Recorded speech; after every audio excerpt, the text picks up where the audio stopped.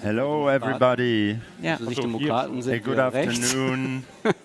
Also, irgendwo dann. Thank you very much for being here. Thank you very much for skipping lunch and rather talk with us about the future. My name is Georg Schütter. I'm CEO of the Volkswagen Foundation. The Volkswagen Foundation bears the name of the car manufacturing company.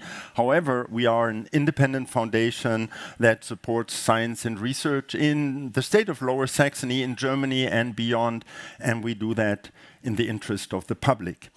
And today we talk about anticipating change. Anticipating change is key to staying ahead. And it's not me to discuss this with you. I have a wonderful group of experts here. Claudia Eckert is a computer scientist, managing director of a Fraunhofer Institute for Applied and Integrated Security.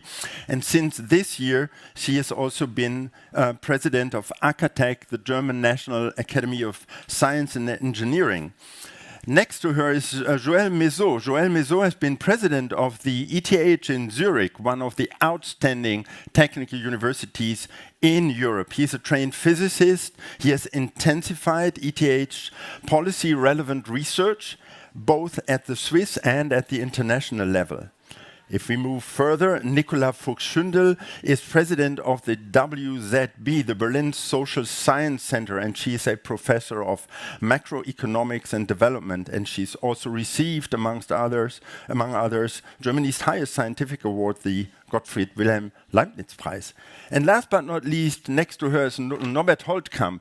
About 5 minutes ago, he was over there in the tent, so he is well sought after. He's a senior science fellow at the Hoover Institution and a professor of particle and astrophysics and photon science at Stanford University's National Accelerator. So let's get started. Let's talk about the future. And let me quote from the homepage of the ETH Zurich. Have you ever asked yourself what the world will be like in 20 or 30 years from now?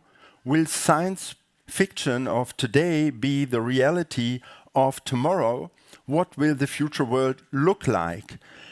How does Switzerland develop? How is it going to look like in a couple of years from now? And how do universities of the future look like? Why do I quote this? The ETH Zurich does have a strategic foresight hub, and it's part of the president's office. Joël, tell us a little bit more about how that hub came into being. Okay, thank you for the invitation. And talking about the future is always interesting. There was a famous statement by Niels Bohr. Predictions are difficult, especially if it is about the future. And I think that set the scene. So no, what happened is that, so I'm president of ETH since 7 years. I was on a panel in Davos at the WEF, and the moderator was Chris Lübkemann. And the topic was exactly the same as today. And I was so impressed by the way he was moderating, asking the question, trying to push us to the limit. And then I said, I want this guy at ETH. And we started then the foresight. So that's what we have been developing since now 7 years. You might think universities, this is the place where we should know what will happen in 20 years down the road. It's not exactly like this, right? If you ask scientists what they want, and they want more of the same. So how can you think out of the box? And my analysis of the situation for ETH when I applied for this job was, how can we be sure that ETH remains a top university in 20 years from now, with all the challenges that are coming to us? It was in 19, okay? The challenges, I thought, would happen slowly, step by step in the next 20 years. Now what happened is super interesting. We had everything within 6-7 years, right? Every kind of crisis that happens worldwide has an impact on our universities. And so that's why I was so happy that we started this initiative to really prepare the university for the future. So this is how it started. Now, how How do we you do achieve this? Tell us a little bit about the methodology that you exactly, apply. Exactly. So, actually, companies do that since longer. Okay, just universities are rarely doing it. Some universities have something similar. So what we do is, what you need to do first. Maybe I make a statement. There are two different things. One is about identifying technology trends, and the other one is how do you make your institution fit for all the crises, all the changes that are happening. So those are two different paths. On the first path, the best you can do is to involve the researchers, the students, and develop some concept how to, push the inventions in the labs to scale up. Why don't you use your universities as a campus? We have 40,000 people. So that's one initiative that we launched. The other one is how to make the institution agile for, capturing what's happening. That's a much more difficult effort.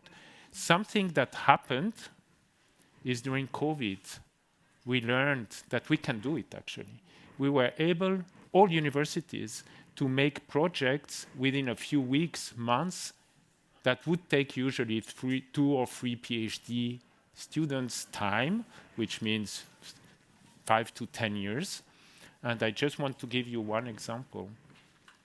We were able to develop, together with the EPFL ETH in Lausanne, the Swiss COVID app, which was the first protocol that was taken by Apple and Google and integrated in their system within 6 weeks. Unbelievable on a normal, rhythm.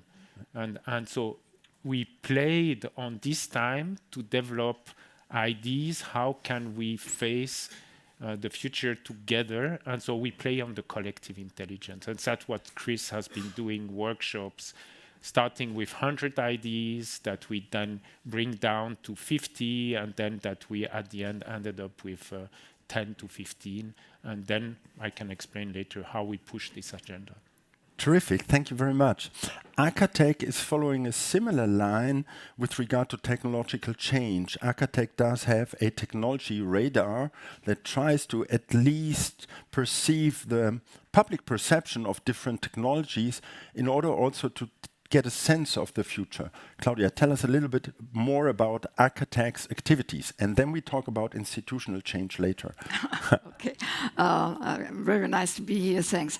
Let me start with Arcatech as it is, because it is an academic institution which is a bit special, because our members are from science, of course, academic people from science and engineering, and that is a special one, we have a lot of enterprise, industrial leading persons to collaborate and to work together. And that is a point that Arcatech's aim and mission is not only to identify leading trends in innovation, but also to evaluate with the industrial partners not only what is possible, but what is necessary and what is really important for our industries. And so we put together in different stakeholder dialogues, platforms, and so on, put together all these views.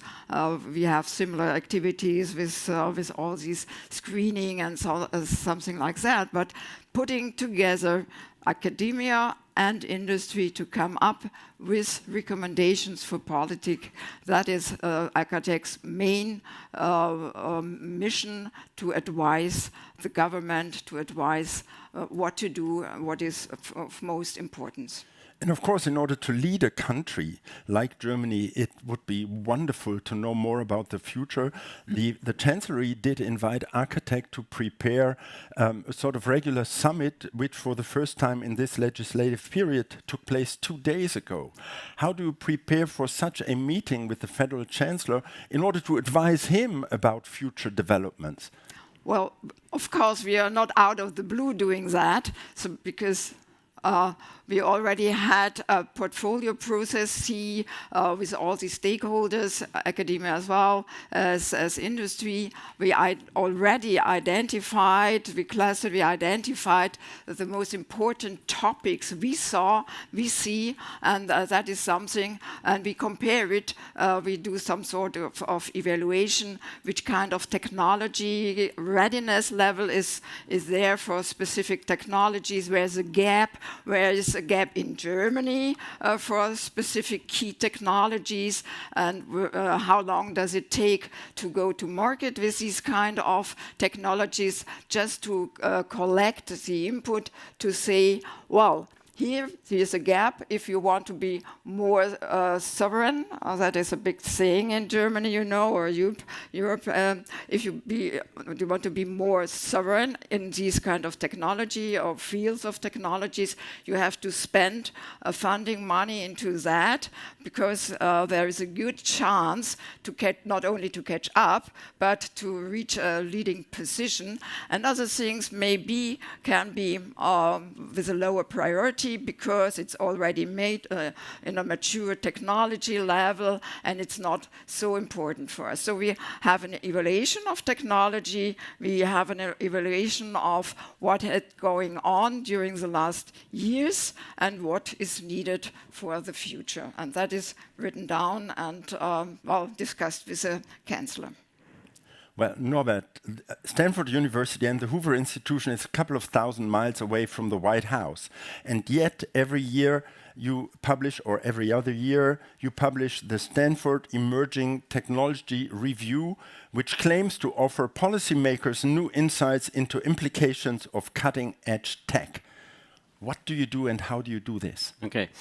So there's two elements, right, that we should maybe discuss here. One is what you already mentioned, right? I call that a think tank. Hoover is a think tank. Hoover Institution is a think tank. Architect in many ways is a think tank. And our role is policy advice. Stanford is also well known for technology transfer and driving economics, which is also very important for insight and foresight. And we can discuss both. Now, since everybody talks about AI, you can do something. If you don't want to listen to us, you know, everybody has AI on the computer here, which I did, which is go to ask your AI and say, make me a picture of an optimistic future, and then right afterwards you ask the AI, make me a picture of a dystopic future. The interesting thing is, in most cases, the picture is the same. It's just in one case it's colored, and the other case it's gray and cloudy. So you're not going to get the answer from AI. So to answer this question, this emerging technology review started because Senator Warner came to Stanford and I said, "Look, you know, I'm in many ways involved in technologies. What's important for the United States? I need to know.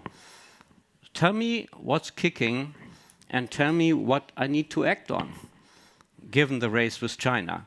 Given the technologies that are coming at us, what do we need to regulate, deregulate, and do? That's the policy piece. Out of that came an ad hoc meeting where we pulled experts together, you know, synthetic biology, space, of course AI, of course climate, of course energy, you know, all the topics with a discussion about what, you know, not what to do, but what are the options? You know, what do you have to watch out for in order to do that? The universities have this kind of horsepower. Intellectual architect has that too, right? I mean, if I look at the list of people in architect, it's like the who and who is physics in Germany. So, so the discussion is that, and out of this came this idea of doing this on a regular basis, which actually then is carried to Washington once a year in January, and there's a big event in which basically, you know, lawmakers are invited to do that and look at this and discuss with us. Now, think tanks in the US and in Europe have a little bit of different role. We discussed this actually at a meeting at the Wilhelm und Else Reo Stiftung with a member from Parliament, Mr. Alberti, and he described it very nicely. You know, you could bring 100 Hoovers he said, you could bring 100 Hoovers to Germany and it wouldn't help. because there's a receptor and there's a plug, and they have to fit together. So meaning, if there's no receptor, there's no plug to get into. And what he described was that the policy advice, that happens in various countries is dealt with very differently. And foreseeing the future, to come back to that question, needs conversations, and I think that's where Hoover, Architect or other think tanks are very good, because they bring together economists, scientists, policymakers, defense people, former government people who actually know how to turn the system, right? And getting them together, and then be open for discussion of, hey, what happens in AI? Should we regulate or deregulate, right? Probably an important topic. And Europe just came up with the European regulation on AI. And just to finish the story with a good Jensen Huang, which probably most of you know, CEO of NVIDIA, was invited to a fireside chat, and he was asked by Secretary Rice, "What do you think about the European regulation on AI?" And he says, he smiles, he says, "I think it's great." And Condi looked at him and was like, "Why?" And he says, "Well, we'll make sure all the developments will happen in the United States." We don't open this Pandora's box here. Let's stop here, and I thought you were interested in the future, so... I take the keyword of an economist. We do have an economist here, and the field of economy does have a long tradition of government advice to foresee the economic development, at least in Germany. And this does have a reverse effect even on the economic development. We have an expert here who now leads the Wissenschaftszentrum zu Berlin, Nicola Fuchs-Schündeln. What's your take on foresight from an economist's point of view? Yeah, thanks a lot for the invitation to be here and give the economic insight. And I think many of the things that were already mentioned here are very important, namely that the government can create space for exchange also among scientists and industry, and then in the end among scientists and policymakers. But what you were mentioning is very important. Is this advice taken or not? But I think from a public policy perspective, I would mostly point to two areas where also really policy is crucial to advance us in thinking about where we're going into the future. The first is data. So data is very important to understand what is going on and where our trends leading to for a university, for a company, but also for a country or for the EU. And here I think there is a lot of scope to gather the data that we have more, to connect it, to allow it to give a reasonable foresight in what is going to happen in the future. So if you drive in the fog, you slow down, and so driving without data is driving in the fog. And here's also something where the US is very much ahead, and Europe is often in this mindset, especially in Germany, where data protection is interpreted in a very strict way. And I think there is a lot that we could learn from the information that we have that we do not connect in order to look into the future.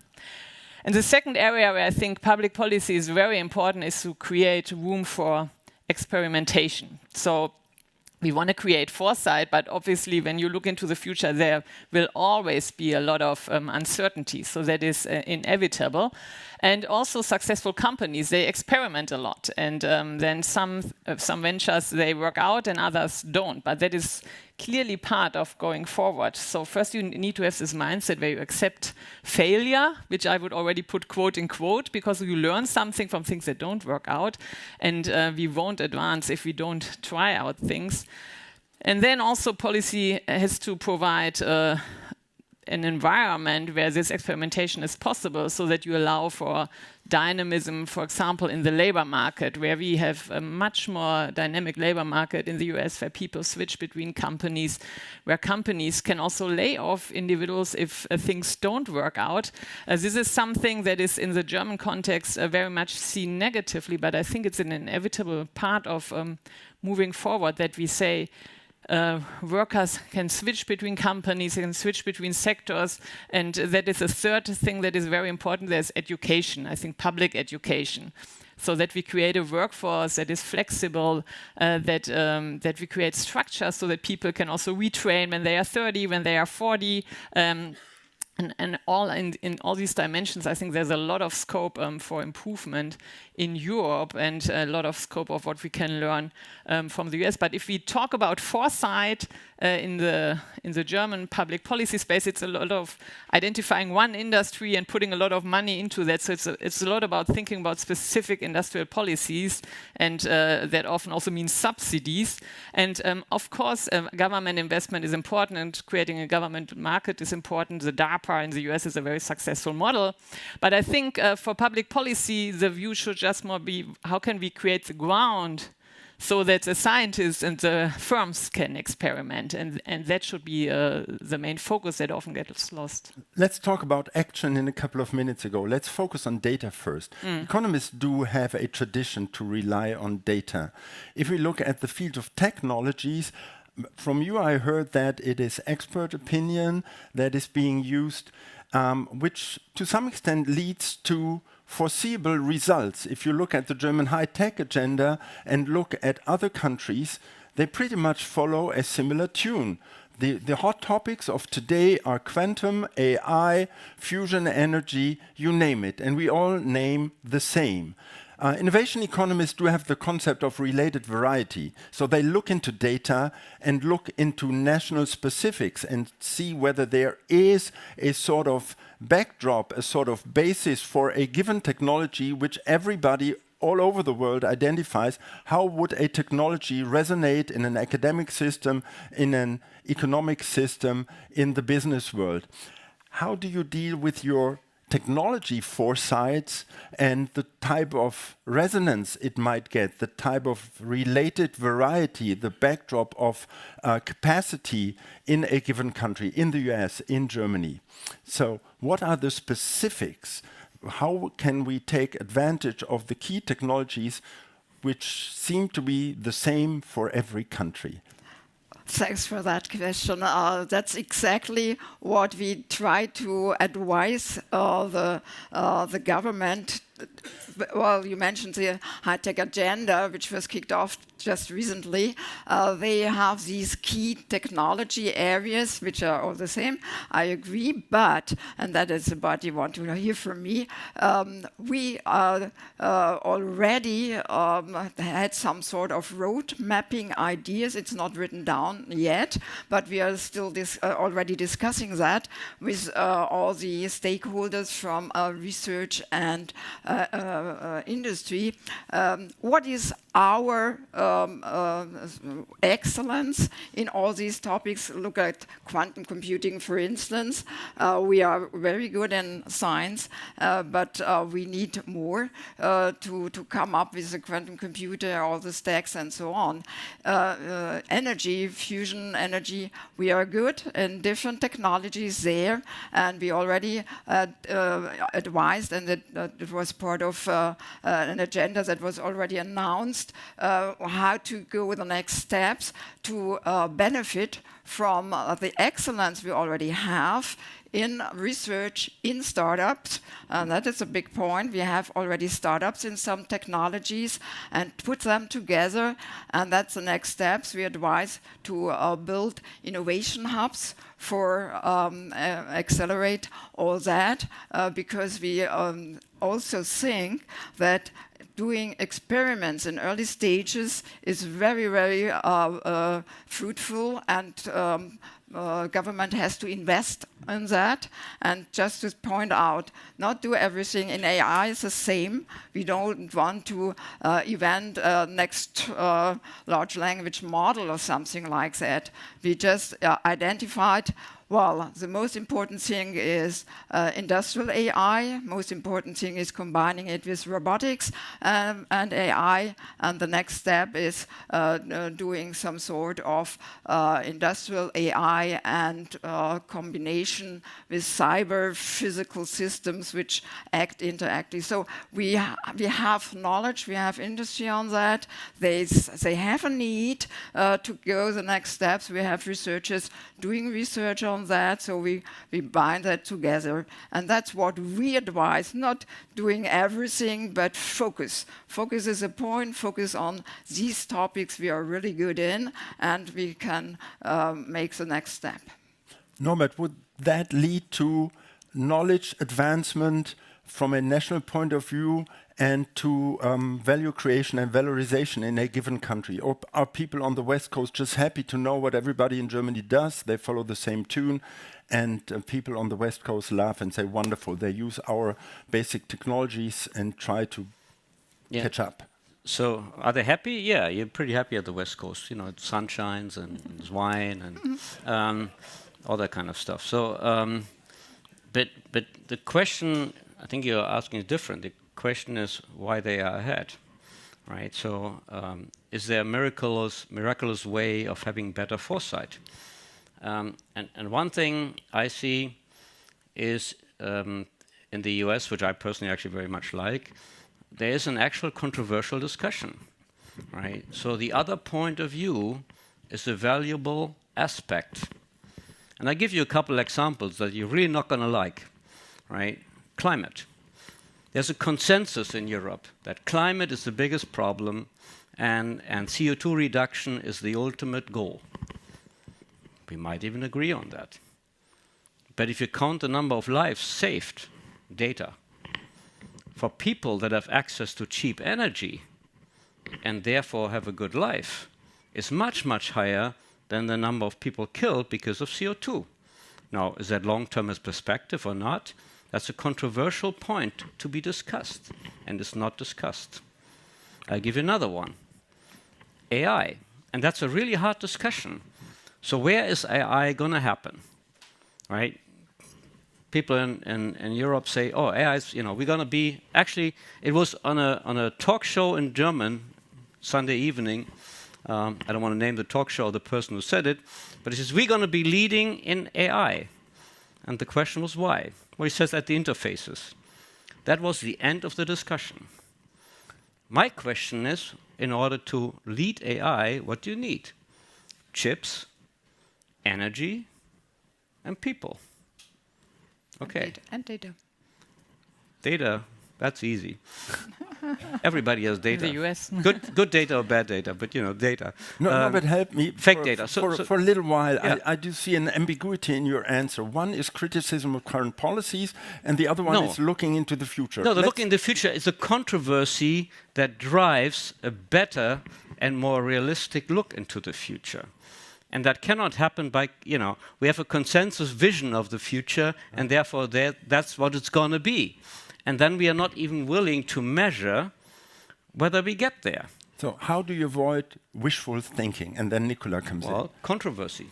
Nicola. Yeah, so I think this controversy is actually a positive point, so I totally agree. And economists grapple a lot with this question of environmental change, actually, where, as you rightly pointed out, how we think about it, it depends a lot on how we discount the future. So how do we care about what happens today versus what happens tomorrow? That is definitely crucial. But here we could say controversy could also be a good thing. So if in Europe, we say this is a top priority for us, then we can also think about how do we use AI, especially in developing technologies in this area, which might be less of a priority somewhere else. So I would say this is, in a sense, if controversies also across countries or continents of where we put our special emphasis, that also gives room to say, these are technologies where we really want to invest and be the leaders. And I would see a lot of scope for Germany.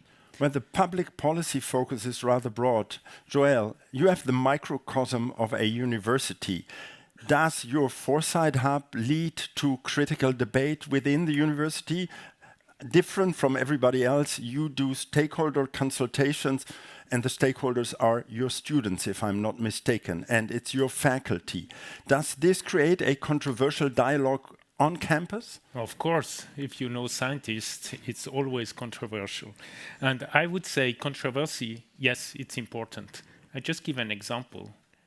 ETH 30 years ago was quite alone. Then ETH Lausanne came, race, and forces ETH to move on the startups, on the dynamics, and now we are a completely different school because we had a kick. And I think what's happening in US is interesting because it will force us, now I think Europe, to think differently. And of course, Norbert likes to provoke. We know each other a long time. And I just want to go back to the discussion you had before. You said, where are we? Everyone wants the same. It's true. But look back 20 years, this is where the investment in our universities have been done to be at the state that we are now. I'll just give you one example. A year ago, we inaugurated the new supercomputer in the south of Switzerland, Alps supercomputer, 11,000 NVIDIA latest generation chips. Today, we couldn't afford, but it was all started 10, 15 years ago because NVIDIA is in Zurich since 15 years ago. They bought a startup from ETH that went through the Disney lab, the research lab we have with Disney in Zurich. And I just want to say, this is the history of Europe. Think about the ASML. ASML producing all the chips, the machines for lithography, for the chips production worldwide, except in Europe. Okay, so where are we missing something? I believe there is a moment now where Europe together, I talked about the CERN of AI, that we could develop together with a different way than what is done in US. Think about ownership of data. That's a huge issue. Huge issue for the companies. I'm sure it's in your company. Related company. It's in many Swiss companies.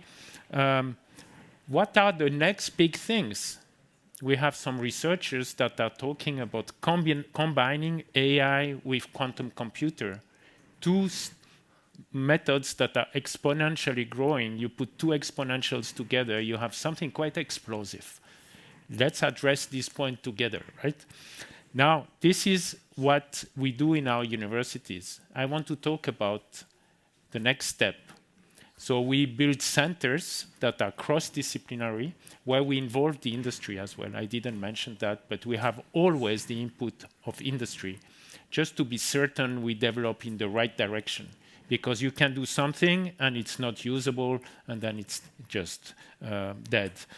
Then together, we need to promote this to the governments. We just created at ETH the Einstein School of Public Policy. We thought Einstein, our most famous alumni, who was also involved in policy in the second part of his life, was the right name. And the idea is to consolidate the meanings within the university. Think about energy. If each researcher starts to speak by his own, he will always promote the technology that he's developing. We need a systemic approach. That's the goal of this policy, to advise our government. And I believe we need to go one step further. And there is a tool for that was developed. I must mention my boss, Michael Heingartner, the president of the ETH board, who is very active in the development of GESTA. GESTA is the Geneva Science and Diplomacy Anticipator. Our mission as a university is to serve society, but not only the wealthy, everyone. Think about all the countries who will not have access to AI because they don't even have electricity, part of the population. How can we promote this so that it doesn't remain in the hands of just a few? I think those are the main missions that we have to fulfill. Thank you very much. Ladies and gentlemen, we will focus amongst us for about 5 minutes on dissemination and uptake. And then it's up to you to follow up with questions. So get ready for your questions while we continue to talk. So dissemination. Acatech reaches out to the Chancellery. What else do you do in order to promote? You say you're working with industry. Is the knowledge, the capacity of Acatech being taken up by industry? Yeah, sure. We have over 100 leading companies being part of Architect with all their networks, and we have several instruments where industrial partners, academic partners come together to develop projects. It's project thing, but the aim is not to doing just another project, but the aim is to identify the next steps, the things that are necessary to go beyond single projects towards system thinking, something like that. We don't want to think into little technologies because there are lots of engineers and scientists very good in their thinking, but we bring together, and then the industrial partner brings his or her need into the game, and then we develop a new impulse, whatever, to let the government spend money on this broader topic, which helps the industry, not only one industry, but a lot of industrial partners that will benefit from that. And that's what we are doing. We are pushing ideas forward. We identify what to do. We give recommendations how to do it. It's up to the politics to fulfill it or not. And we identify academic partners and industrial partners who might come together to fulfill something. So that is something we do at Architect. We do not develop own technologies. Right. That's up for the partners. Nicola, whenever there is a new government, the Chancellery looks at all the advisory councils which are out there. One of the long-standing ones is the one on the future economic development of Germany. But as Joel said, we need a systemic approach. And do you perceive or do you see that within the field of economy, those experts also take into consideration what Acatech does, what innovation councils like EFI, the Expert Commission on the Future of Innovation, does, and on research and innovation does? Is there a tendency amongst economists to also take into account technological developments, etc.? I think on the one hand, economists are involved in all these initiatives. So there are economists in Acatech, of course, and so that is happening already, but I agree with you that this could be strengthened, that the dialogue between economics and science could be strengthened in thinking of giving policy advice. And then when it comes to policy advice or shaping policies, I think two things that are crucial is that first we seek a kind of fora of constant debates, so that it's not one meeting and then we leave each other, but that there are certain dialogues that are ongoing, so that there's also a relationship of trust building up between the academic side and the policy side. And secondly, then we have these huge and shiny summits, policy summits, which are important, I would say, but often they come up when there's a crisis, and then we have a steel summit, we have a car industry summit, but I don't think we have enough summits for things looking forward. So policy by nature is always very crisis-driven, but what I always stress is it's important to create enough room to really think where will Germany stand in 5 years, in 10 years, and obviously we have a political economy problem here because that is not the horizon of most of the politicians who face a re-election. But I think this is where I would see there is most scope of improving in Germany. So thinking more about medium to long-term developments. Right. Thank you very much. Norbert, you remember 2 years ago here at the Falling Walls Summit, we had an evening discussion with Helge Braun, who at that time was head of the Chancellery, and we talked about the playbooks of the future and who's going to write the playbooks in terms of policy advice, to combine foresight with policy advice. And your point was, and Helge agreed, that in Germany we do have a lot of expert committees who try to foresee the future and present an end result, do this or that. And your point was that we need to talk about the roadmaps to reach that point, so to enter controversial debate. Is there a different culture of policy advice to also debate about the way towards the future rather than foreseeing an end result? Yeah, I mean, there's a different way. But let me first, I like controversy. I like to provoke too. That's true. But not because of the fun of it. It leads to disruption, and disruption really makes the advances. Okay, so we talked about, what you just asked a lot. There's a systematic difference. So quickie on think tanks. There's about 1,000 think tanks in the US, about 200 in the United States. Architect and Liberal, they all kind of count into it or not, whatever you want to count. If there's a government change, there's about 6,000 people that change in the United States, meaning, the people deep in the administration change. Government change in Germany, how many people change? 150, something like that. Okay, meaning the administration basically keeps going. Okay, so that's good and bad, but it explains how these swings happen in the US and what's more stable in Europe. But what it does is it feeds people, and they are recruited, I call them garages, out of these think tanks into the administration and back. They literally drive out and drive back in. And they come with thought-out plans, playbooks, which they implement. And whether you like it or not, the effectiveness you can just see with the present administration on what was accomplished in 5-6 months.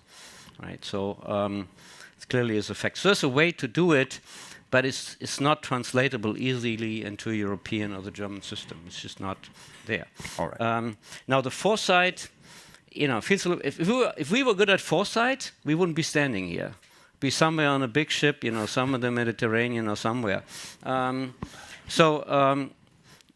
People are good at foresight, I would say, are venture capitalists. And there's a few here, but nobody on the panel. And they have methodologies to kind of help predict disruption, right? So once a disruption is there, what does it mean for that big one or small one? And I think it's worthwhile talking to them. What do they apply? Anything between TRL levels, which the physicists love, technological readiness levels to whatever red, yellow, green scheme you want to. But the thing is, risk, opportunity, venture capital, and failure. Right? That makes the big difference. So risk is okay. Risk is okay. Failure is okay. Capital is there, and therefore there's opportunity.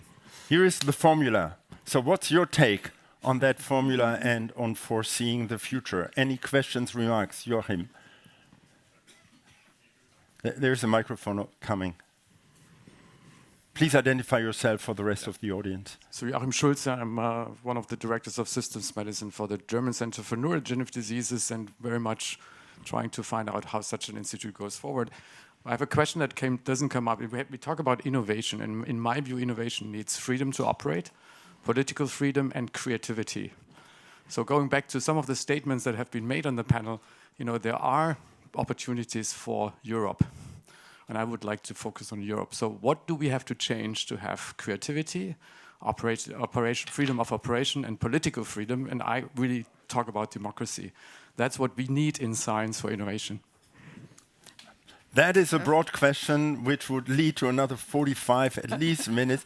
Who is going to dare to provide a shorter answer? Claudia. My short answer is we need a change in the innovation system as it is.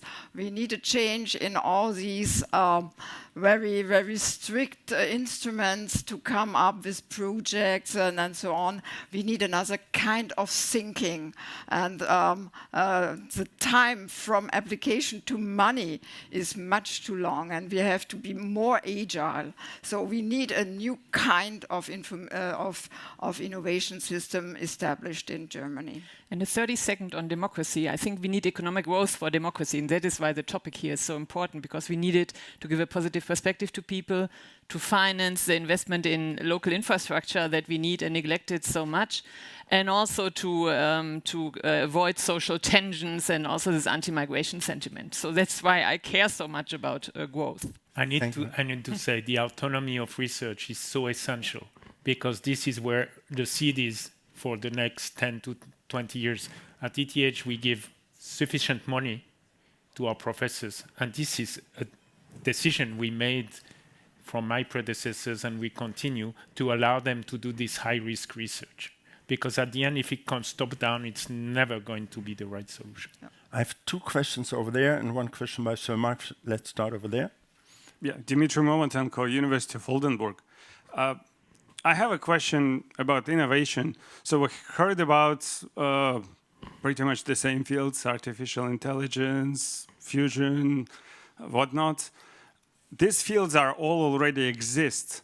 My question is, how do we provide instruments for the fields that don't exist? So if we have a scientist of a caliber of Albert Einstein and he has an idea that will improve our life for many years to come, but it requires $10 billion. So how do we fund this kind of projects? Who dares to answer? Norbert? Well, as I said, right, foresight is like being in a dark room and, we're standing here and pretending like we can find our way out. That's not how it works. I think Tom Mason said it yesterday, right? His prediction is when he was asked, what's the next big thing? He says it's guarantee, not AI, fusion, or what was the other one? Quantum. So that's not clear. Nobody knows. We don't know here. The point is, your point is, we need to be ready for that disruption. So what are you going to make sure when that disruption happens to actually do it? Who do you expect to predict the future? That's not possible. I think the question was, who is going to finance a big next initiative? Okay. So venture capitalists do it, right? At the moment, okay, we are the governments are in a difficult situation because of the debts, because of other priorities. And so I believe we need to reach out to private investors. And by the way, I'm in Germany here, so I have to thank the Dieter Schwarz Stiftung for the big donation that we received. But that's the way. No, I'm really serious about it. I think it's only by pulling all the different finance stream that we can address or make a new CERN of X in the future. Nicola. And we need a European capital market, because that is a big difference, that you have venture capitalists in the US and a capital market that is working much deeper than in Europe. And there we have to I have 2 more questions by Sir Mark and by Michael Bolle. So Mark, please, Mark Wolpert. So that was a really fascinating discussion. But it seems to me that we need another sort of foresight along the technology foresight, which is actually foresight about the future of humanity and the other species with which we share our planet. And that great piece of foresight, which was by Thomas Malthus 200 years ago approximately, everyone poo-pooed that at the time because they said that population growth would be accompanied by greater and greater efficiency in production. But actually he's turned out to be right, because the resources that are required by more than 8 billion people are absolutely enormous. And it takes me to Nicola's point, actually, which is our discount rate for the future, where, and stimulated by Norbert as well, the truth is that we have a very high discount rate for the future, and at the moment we're damaging the future of our children, let alone our grandchildren and our great-grandchildren. So I just think alongside this, we do need to think about how technology can help us deal with the future environment in which human beings and other species will live. So maybe if I mentioned shortly the GESTA, Geneva Science and Diplomacy Anticipator, and that's going in that direction. There are 3 main questions. What does it mean to be human? With implants in your minds, robots that get the right of votes, and how do we interact with each other, and how do we interact with the planet? And that's the idea of the entire construct. Thank you very much. Michael Bolle. Yeah, Michael Bolle, Carl Zeiss Foundation. So actually I see 2 elephants in the room. First one has been addressed, that's the role of Europe, potential cooperation. Second one is China. So we have seen the successful venture capital model out of the US. We have seen the question marks out of Europe, and we see very successful scientific development in China with a completely different system. I would like to hear the perspective of the podium about this development and what we can learn out of this for Europe. I mean, let me try there, right? So we talk about this a lot. It goes back to what we call the endless frontier and the development of the publicly funded research system in the United States. This is essentially what China copied, and very successfully copied, and then supercharged the investment with a top-down goal of what is to be achieved. I think that's still an experiment. It's very successful for certain things.